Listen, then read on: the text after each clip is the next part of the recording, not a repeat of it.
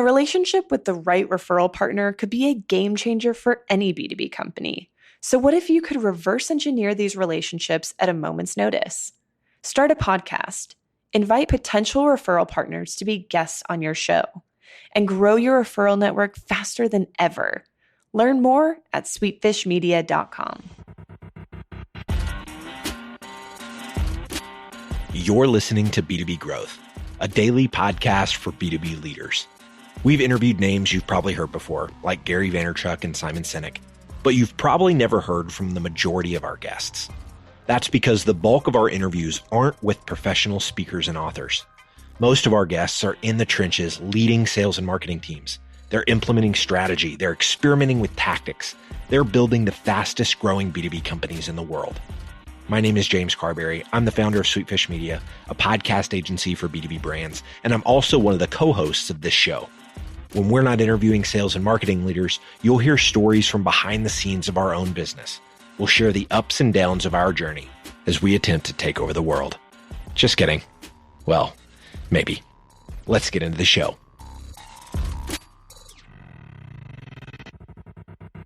Welcome back to the B2B Growth Show. I'm your host for today's episode, Logan Lyles, Director of Partnerships here at Sweetfish Media.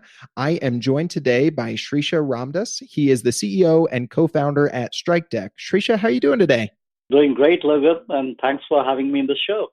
Thanks for coming on. Really excited to learn from your experience as a CEO and founder of tech companies. I think you've got some great things to share with our audience about customer marketing today and some specific strategies that I know you wanted to share. Before we get into that, Shreesha, I would love for you to take a second, share with our audience what you and the team at Strikedeck are up to these days. Sure. So Strikedeck is an awesome customer success platform. And at Strikedeck, we focus on three business outcomes, which is expansion, retention, and advocacy. Expansion is all about how do you get more from your install base. Retention is how do you protect your existing revenues. And advocacy is how do you get new sales going. I love it. Got to tackle all of those areas if you want to build a long-standing company and continue to grow. Before we get into some of the specific strategies that you wanted to share today, Shreesha, within this idea of customer marketing, as we were talking a little bit offline, you mentioned, it might set the stage well if we talk about a little bit of where customer marketing is done wrong. So you touched on a few of the things there of why customer marketing is important, from reducing churn and expanding and cross-sell opportunities. But, that doesn't necessarily mean that even if you get it, you're doing it the right way. So tell us a little bit, let's start there on customer marketing done wrong. Sure, Logan. So the popular perception about customer marketing is that it's all about providing references to the sales team, getting customer code in a press release, or creating case studies or joint speaking at events.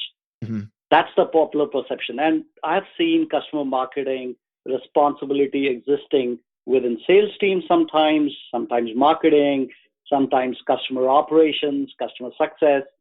So we think that the potential is untapped, right? Organizations are missing out on just restricting customer marketing to pre-sales activities. So if pre-sales activities is kind of the wrong way to look at it, and it's somewhat limited, what's your take on, how we should reframe our thinking around customer marketing then, Shreesha? Sure. So customer marketing should be all about maximizing customer relationships. Mm. And how the organization should focus about is how to get their customers to be advocates not only for the brand or the company, but advocates for every interaction the customer is having with their employees and the entire customer experience. And that, Logan, I think is customer marketing done right. Mm-hmm. And we have seen that organizations that focus on the right type of customer marketing, even if they increase the focus by 7%, they are able to impact the profits up to 95%. And great examples would be Atlassian, right? They didn't have sales team for about 100 million revenues. You take Zoom, the video conferencing system, they have grown through customer advocacy, customer marketing, and even a small startup, a fast-growing startup like HashiCorp that's focused relentlessly on customer marketing. Yeah, I think there are some great examples there. Zoom is one that you hear of probably on a daily basis with as many conference calls as we use today. I'd say a vast majority of those happen in Zoom, and tying their growth to the customer advocacy that they've done. I think people can get a sense of how customer marketing done right can really attribute a lot of success to the overall business growth. So with that being said, we've kind of set the stage there in how we think about customer marketing. I know you had some specific tactics and strategies, Shreesha, that you wanted to share with the audience today. The first one being about telling a customer in exact terms how much you care about their reputation. Tell us a little bit about where you've seen that play a role in successful customer marketing. Absolutely. So the only thing that your customer is thinking is what's in it for me. The only thing that your customer cares about is, will this work for me?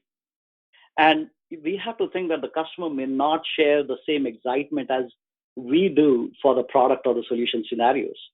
So you have to give your customers the benefit or solution they see. And I would strongly advocate taking an additional step from there. Give your customers an understanding of how you'll be working for them in terms of building their reputation, both internally and externally.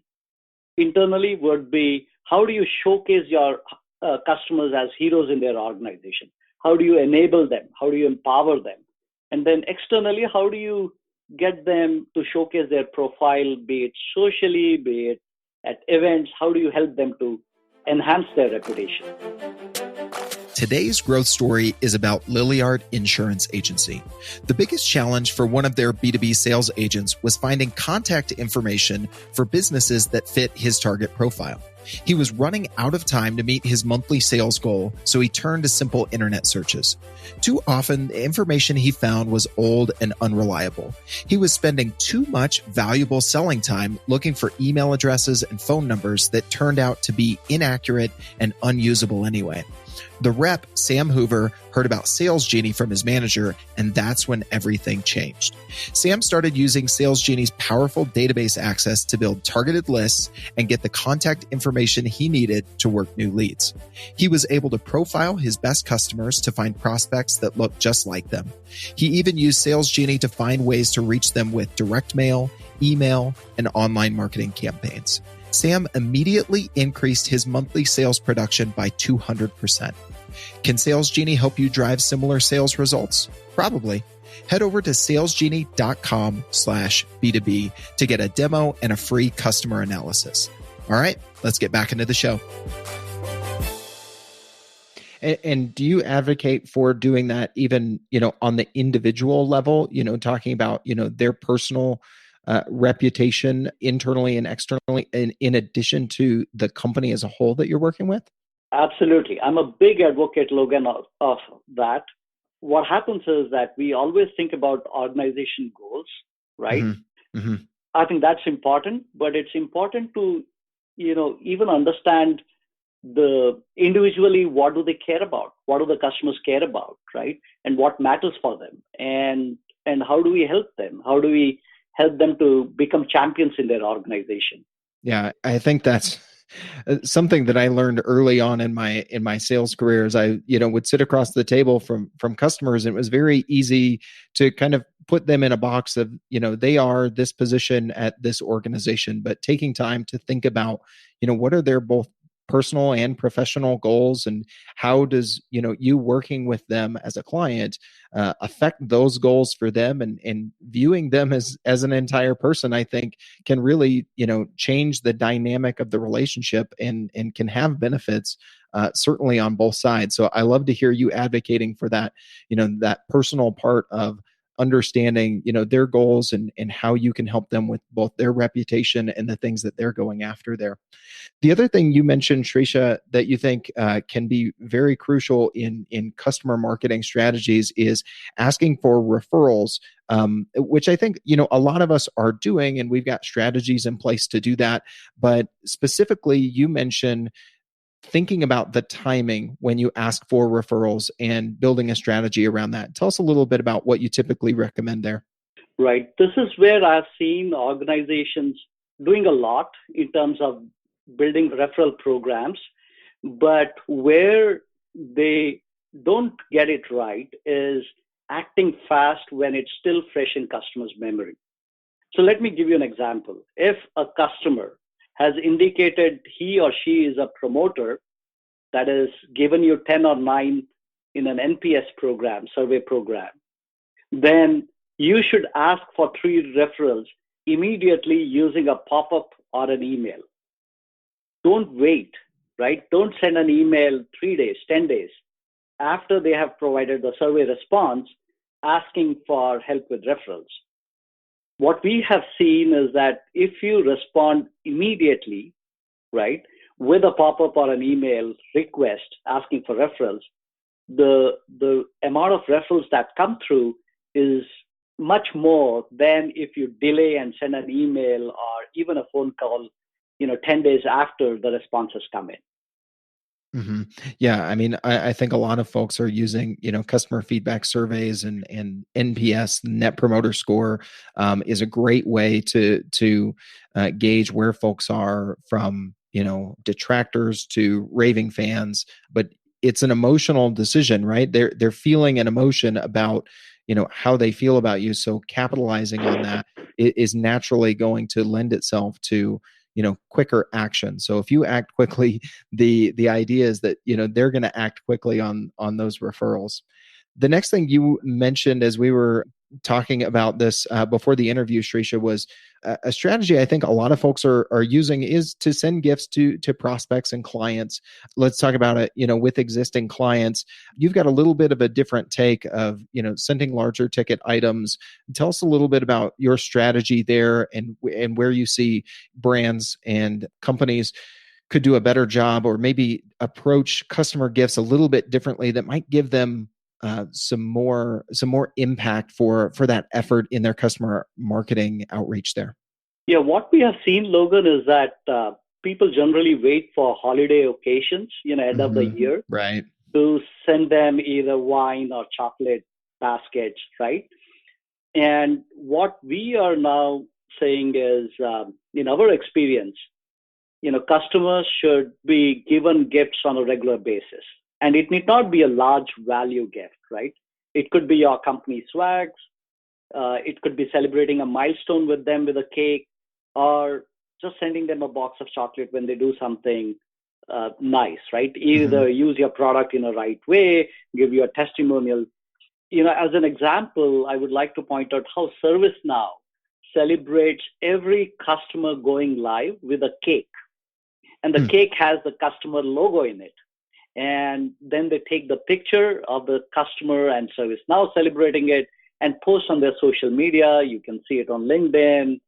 And that just is a great marketing all around, right? You're celebrating something positive that has happened with the customer. Another thing that we have seen successful companies do is they would send them T-shirts, jackets, and encourage customers to take picture with that. As an example, New Relic did this really well when they celebrated being data geek with a T-shirt that just said that, and encourage their customers, their developers, to take pictures with that T-shirt and post it online.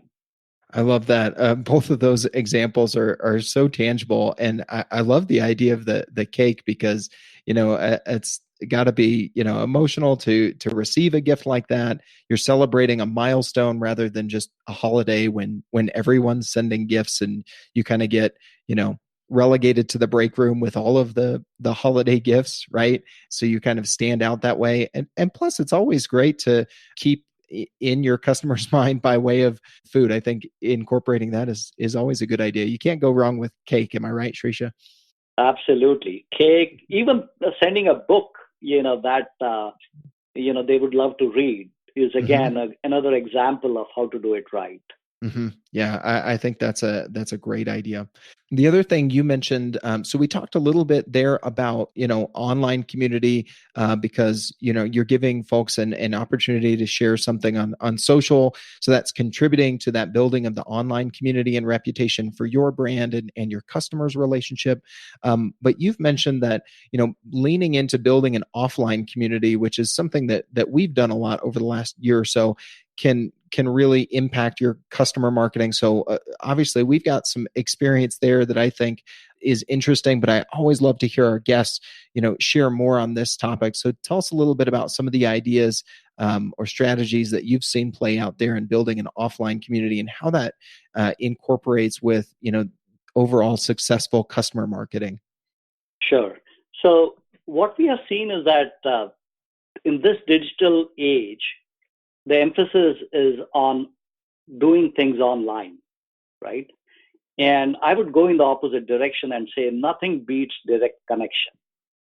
And I would highly encourage bringing your customers, prospects together for breakfast, lunch discussions, encourage discussions around trends that are happening, and also do events where customers and prospects can network, right? And it's not about just promoting your brand at this event. It's focused more on having great discussions, having great networking, people connecting, and you will be surprised that your brand discussion will come up. Your organization name will come up. They will be discussed, right? And then you can follow up this with supplementing an online collaboration.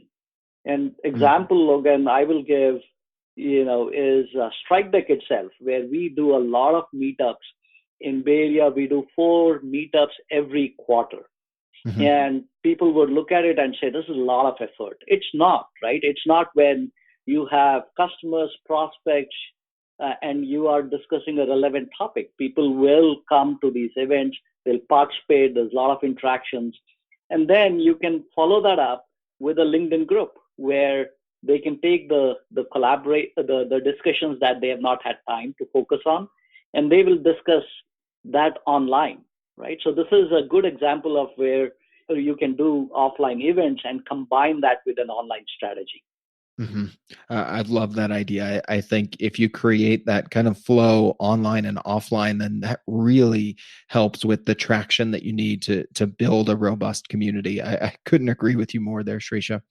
The last thing that I know you wanted to touch on in these customer marketing strategies was the idea of setting customer expectations, but specifically, how that ties into customer marketing. Tell us a little bit about the connection there and where you see folks doing it right, or some advice for folks on how setting customer expectations can actually flow really well, maybe into some of these other strategies of successful customer marketing.